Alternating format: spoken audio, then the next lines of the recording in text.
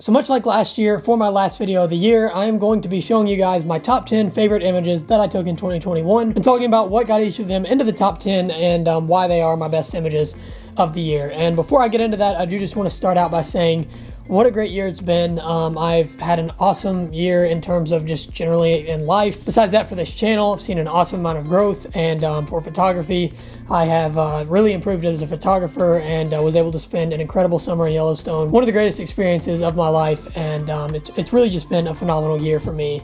And despite, everything that has been going on in the world and has, went on in 2020, this year has managed to be really, really awesome for me. And I've gotten, again, some of my favorite photos that I've ever taken, and we're going to take a look at those today. So, 2021 has been a success for me. Hopefully 2022 is going to be just as good or better, but that remains to be seen. We'll see when things start out tomorrow. And besides that, I just want to thank you all for all the support that you've shown this year on this channel. I mean, it's been crazy to see how much it's grown, how many long, thoughtful, detailed comments I get. It's really one of the things that has shocked me the most is the amount of thought and time that, I often will see people have put into comments on the channel. It's just really awesome to see that people are really caring and enjoying the content. And I really appreciate that and really can't thank you all enough for all the support that you've shown this year. It's been amazing. So with that, guys, let's go ahead and jump straight into this video and start talking about my 10 favorite images of the year and why they were chosen to be on this list. So starting out here, I have a photo that I took of a great gray owl in Yellowstone National Park. As you can see, this was a composition that was definitely a little bit unique. Had the owl low to the ground here on 3 logs that were crossing the frame, and had lighting kind of coming from the back and the side here because the face isn't really lit up. It's kind of the back side of the head that's lit up here. So it was an interesting lighting angle, and overall, this image I'm pretty happy with. I like the colors. I like the blue here. I like the green in the grass and some of the yellow in the grass around it. But the main thing that kind of ranked this a little lower on the list is some of the distractions in it. It's a little bit messy down in here that kind of pulls your eye away from the main subject of the owl. And overall, it just wasn't as clean of an image as I liked, despite the fact that I really liked the composition. And this was actually a photo that when I took it, I was pretty sure I was going to throw away because I was not really liking it at the time. But once I got it onto the computer and took a look at it, I am pretty happy with it, obviously, now because it made it into the top 10 list. And while it isn't perfect, it's still an image that I'm pretty happy with here, and definitely was better than I thought it was when I took it in camera, but obviously not as good as some of the ones we're going to get to here because it does just have a little bit too much of a mess and too many distractions in it to rank it any higher. So now moving on to photo number 9, we have a photo that I took in Great Smoky Mountains National Park this fall of a bull elk bugling, and this one I really like because of the lighting mainly. It was just this nice golden lighting coming in from this angle that created some really cool golden highlights on the animal, while also still, you have some of these kind of cool blue shadows back here on the body, which are nice. Nice golden light on the antlers. And then especially in the background here, you not only had some cooler greens around here, but you also had these nice golden greens and yellows up here from where the light was hitting the trees back here. I love the detail that was captured in the elk with, all the detail in the antlers and in the fur and all that down here. Just really liked this photo overall. But the main things that really detracted from it, and I've put it in the 9th spot instead of any higher, is because the background is, for one, not as blown out as I would like. I wish that it was a little smoother, and that's just part of the problem of shooting at f8, 560 millimeters. If maybe I had a 600 f4 for this, the background would have been a lot better. Now, obviously, I don't have the money for a 600 f4 right now, but this is one of those instances where having a fast prime lens like that would have really come in handy and would have really had a huge impact on the outcome of the image. So the background is just not as blown out as I would like, and stuff like this tree cutting right through the elk's head and this one cutting in over here, and just, little things like that are distractions, just kind of detracted from the photo and made it, come down a few notches on the list. And while I'm still happy with it, I like the lighting in it and everything, there's just a few things in there, mainly in the background, that ended up knocking it down a few notches from being ranked higher on the list. So that's that image. And now moving on to the next one here, we have a photo of a grizzly bear named Bonita, or Fritter, depending on who you ask. And this is a bear that lives in Grand Teton National Park. She's definitely one of my favorite bears in the area. And for this one, what I really like about it is the kind of gesture and the pose that we get on her here. You can kind of see that she has both paws coming forward right here like this, and is looking back in this direction. And I really think that the openness, I guess, that you have here with her, with both paws sticking out, kind of leads into her face well, and just really has a nice gesture to it, the way she's standing. and invites the viewer to look at the bear's face. And so I really like that about it, and I really like the fur detail in the bear, and I love the contrasting green background around her. But the reason that this one is not a little higher on the list is because, again, distractions in the background. You have this red tree right here that sticks out, this line in the sagebrush that kind of cuts through her back, and then the shadow right here that just kind of pull you out of the image a little bit and are a little bit distracting there. I think if I had gotten lower for this and had created this dark green as the background and kept the sagebrush as the foreground, that would have been better and would have overall improved the image and made it rank a little higher on the list. Still an image that I'm very happy with. Like I said, I love the pose that she has here. Looking back in this direction and the nice catchlight in the eye and everything, just really love that about it. But there are just a few distractions that could have been improved by recomposing that are not as nice about this image, and that could definitely be improved about it. And these distractions are things that, after shooting in the sagebrush meadows of Grand Teton a lot this year, I learned about and now understand and am aware of, and are things that I will focus on eliminating and improving on next summer when I'm shooting there again. So I definitely think that I can capture an image like this again next summer, but better. So that is this image, and then moving on to the next one here. This was one of the last ones that I took in Yellowstone this summer, and this is of a bison in Hayden Valley. It was a stormy evening in the park at the very start of August, and basically had these bison on a ridgeline up here that were nice and silhouetted against the stormy sky. And for this image in particular, I just really love the positioning of the legs there, where you can see all four legs. You can see both horns, you can see the beard down here, you can see the hump on the back. Just really a nice position on the bison that really made him stand out. And then I was able to expose it to where he is, basically totally black and just a silhouette there. But you still have around him nice detail and color in the sky and in the sagebrush below, and kind of creates a cool environmental silhouette here that I just really like the outcome of, and love the contrast in the blue of the sky and the green of the sagebrush against this totally black silhouetted bison here. And love the detail in the clouds and all of that. And you really don't get these nice stormy conditions in Yellowstone during August, during the bison rut. So it was unique in that way too. And overall, just love the composition and the look of this image, and kind of the simplicity of it, with just having this really simple flat ridgeline here and having blue stormy sky with a silhouette bison. It's a very simplistic image, but one that I feel like tells a nice story, which is really what I liked about this one, and why I included it on this list. So now moving on to number 6 here, we have my favorite grizzly bear image that I took while I was in Yellowstone this summer. I do have some more grizzly images later in the list, but they're from Grand Teton. But for Yellowstone this summer, this is the favorite image, and this one I ranked up here because it's just the perfect image of a grizzly boar emerging from the forest in Yellowstone.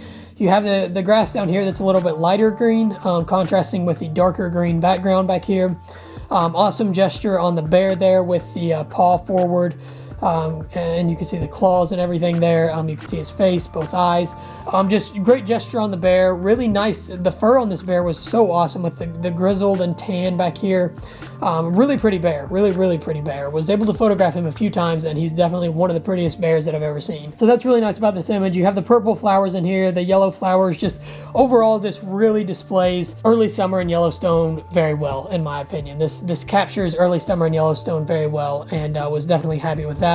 There are some things I don't like about it. I think it's a little over cluttered with all these logs in the background and the sticks and everything in the trees. This is definitely an image that, very much like the elk one, would have benefited from me having a prime lens with a wider aperture, but wasn't able to get that, unfortunately, but still got a decent amount of separation. Just not as much as I would like, and that is kind of another reason why this is a little bit lower on the list. He's got great gesture, and there are really great colors in the image. Just a little bit too many distractions in the image, but still a photo that I'm really happy with. Now moving into the top 5, for the 5th image, we have the only landscape image on this list. And this one is of an alpine lake that is a 24-mile backpacking trip into the Bridger Teton National Forest. And believe it or not, this is actually an image that I took on my iPhone, which goes to show that it's not all about the camera. The camera does matter, especially for wildlife, for landscapes like this. Not as important, but for wildlife, you have to have a telephoto lens.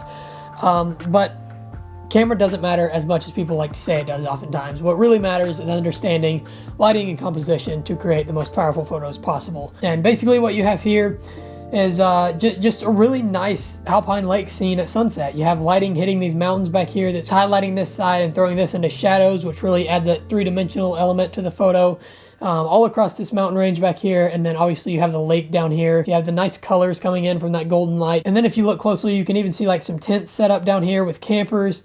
which is awesome. That really shows the scale of this lake. You can see how small these people are and how small that tent is.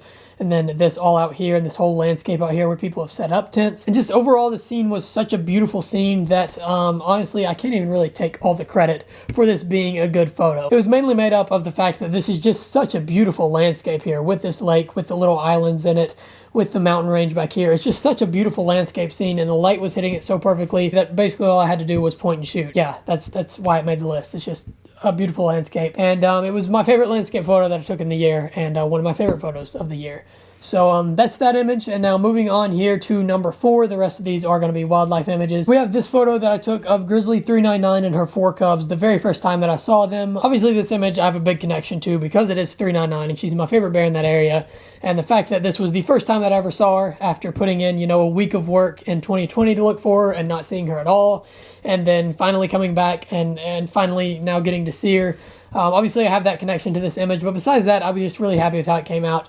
Just generally as a wildlife image, I think this is kind of a unique one. You have all 4 of the cubs right here lined up. You have 399 kind of watching over up higher on the hill, and this tree kind of separates the image here in the middle, sticking straight up. And while it might not be the most interesting close-up wildlife portrait, and you know the bears might not be super detailed in the frame, it's still one that I'm just really happy with, and I love that I was able to get all 5 of the bears separated out with their faces pointed forward, and just capture that moment of 399 watching over her 4 cubs as they're making their way across this hillside here. And you know, there's really not much else I can say about this. It was just an awesome moment to capture, and really just displayed 399 being a mother to these 4 cubs really well. Obviously I have a sentimental attachment to it as well, just because it was 399 and this was the first time that I saw her and the 4 cubs, and it was just a really awesome moment to experience. So that is my 4th favorite image on the list. And then moving on to number 3 now. We have this one that I took about an hour outside of Yellowstone.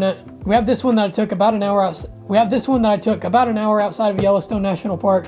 And this one is kind of self-explanatory why I like this one. It's just a really cool scene with a mother goat and her baby, and there aren't many mother and baby animal images that I have. One of the other ones you just saw, but just the scene with her and the baby here. I was looking for this pose the entire time we were up there, looking for these goats. I was waiting for this moment where the mother and the baby were next to each other, looking at each other or looking in each other's direction. And it was just them 2 in the frame, and I finally got it here. And nice detail in the goats and all the fur. If I zoom in on the mother here, just the amount of detail on her. And then you have the nice contrasting blue background back there with the green grass and the rocks down here, the nice little yellow flowers down here that stand out nicely. And I was just able to set the goats on that background and really make an image that I was happy with. And it's one image that I have that I think when you see it, it kind of evokes emotion, because you have this little moment between the mother and the baby goat that is just really nice. And like I said, the nice blue contrasting mountain background back here and everything also helped to bring it higher on the list here. My one big problem with this image is that the baby goat here, or the kid, is out of focus and doesn't have a catch light in the eye, which I don't really like. But besides that, overall, I was pretty happy with this image. And yeah, definitely, like I said, one of my favorites of the year. So now we're moving into the top 2 here. And for the first one, I have a photo that I took of a great gray owl. This was a few nights before the 10th image in this list, the other great gray owl photo. And this one I like because of how much the owl is really able to stand out in the frame. I was able to get him on a background that's pretty clean. It was a nice uniform green color all around it. And then I was able to use these trees as a kind of natural framing that are blurred out that brings your eye into the sharp in-focus owl here. And the combination of that framing coupled with the background that was a contrasting color from the owl and was very simplified allowed the owl to really shine in this photo and make it stand out and make your eye really get pulled straight in to the owl in the frame. And I also really love the owl and the gesture that he has with, you know, he's looking right at me and kind of has his head a little bit tilted down like that. And then those bright yellow eyes and everything just really make the owl pop out of the frame. And the combination of the natural framing with the simplistic background and the gesture and the detail in the owl really makes for an image that draws your eye straight into the owl and has a really cool composition with the natural framing and everything that just made an image that I was really happy with, and that overall I'm very pleased to have in my portfolio. One thing that I do wish is that I shifted over a little bit and had this stick and this stick right here that, you know, kind of arches into this one and leads into this one that the owl is perched on, kind of right here in the center between these 2 trees instead. As you can see, it's kind of blurred out by this tree at the base, so I wish that this was shifted over a little bit while still keeping the owl on this side of the frame. If I just moved over to the side a little bit, I would have been able to get that But obviously I can't go back and change that now. But that's something that I wish I'd done here that I think would have made this a much better image. So that is my second favorite image of the year. And now moving on to my very favorite photo of 2021.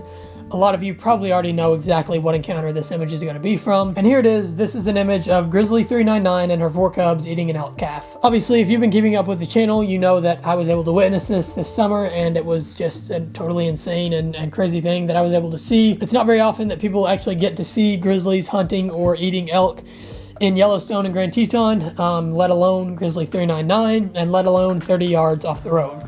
Very rare and special encounter, and this image that I captured from it is just my favorite image probably that I've ever taken, to be honest. It was really low light. I had to shoot this at ISO 8000, which wasn't ideal at all. Because of that, it's not got as much detail as I would like, but I was still able to maintain at least a decent amount of detail in the image, and despite having to crop a good bit to get it to this composition, still really happy with how it came out. I love the lighting where you have the just a very subtle last light of the day hitting this side of the bears and kind of illuminating this side of 399. Love the gesture here where you have 399 looking up and one of the cubs looking up, and you can actually see the blood here on the cub's face with all that red around his face. 399 doesn't have any because she didn't eat any. She did eat a little bit, but not much at all, because she was letting the cubs have all of it, as a good mother bear does. So she killed it and then basically let them have it, which is why he's got a bloody face there. And just overall, this was the perfect pose on the bears in the moment that captured this scene of 399 feeding her 4 cubs an elk calf perfectly, and that was my favorite photo from the encounter, and is my favorite photo that I've ever taken. Now, technically speaking, looking at this image from the perspective of, is this a high quality, well-made image? It's not my best image, but because of the encounter, because of the rarity of what was happening, and because of the kind of personal connection that I have to this encounter and how crazy it was to witness, it was able to rank this high on the list. So even though it isn't technically the best photo I've ever taken, it ranked as number 1 because the encounter was so special, and I still do think it's a good photo. It just isn't the best technically, and it was just overall a really special and rare moment to capture, and that's why it ranked so high on my list. So those are my top 10 favorite photos that I took in 2021. I hope you guys like this list. Comment down below and let me know what you thought of it. 2021 has been an incredible year for me and for this channel. And I expect that 2022, based on how things are looking, is going to be even better. I'm going to return to Yellowstone in May. I'm going to be staying at least May through August. Hopefully, if everything goes as planned, I'll be staying May through December.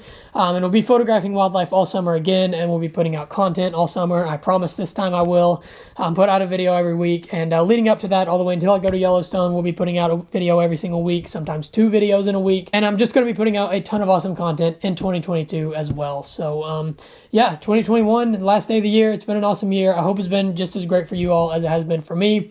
And I want to take this time again to thank you all so much for all the support this year. That has really helped to make this year as great as it has been. So thank you guys for that again. And with that, guys, I think that's about all for this video. I want to remind you all to subscribe for all the awesome content that I have coming out in 2022, and also for the free Yellowstone trip that I'm going to be giving away to a subscriber in 2022. Also, if you haven't already, check out my Facebook and my Instagram, both of which will be linked down below. I post all of my photos over there, so you'll see the top 10 posted over there before you see them on here. And yeah, guys, I think that's about all for this video. Thank you all again for watching. I really do hope you guys have enjoyed this one. Happy New Year to all of you. I will see you all in 2022.